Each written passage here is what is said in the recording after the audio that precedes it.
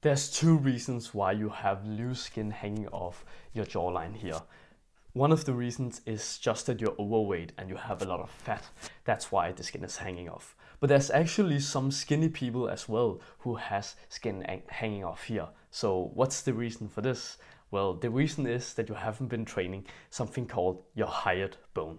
Your hyoid bone is the muscle right around your throat area here, which is responsible for tightening up your skin. So take a look at these two different things here. So this is somebody who has a bad hyoid bone basically. They have the skin hanging off here. When you have trained the muscle, this is what it will look like. Then you will have a much more clean definition of your jawline. There's a lot of different exercises that we can do to train this muscle, but the single best exercise that I know, which I do pretty much every other day, which is something called the neck curl. So lie at the end of your bed right before you go to sleep and then you do this exercise. So what you want to think about when doing this exercise is that you don't want to lift your neck, but you want to think about rolling your neck. That's how you really activate more of the muscle.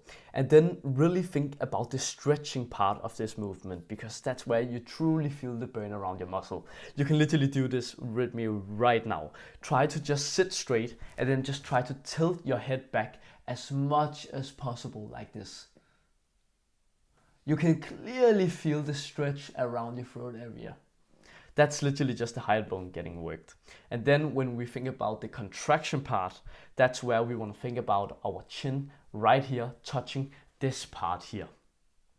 Obviously it won't touch it, but it's just a reminder that we want to think about. So like this.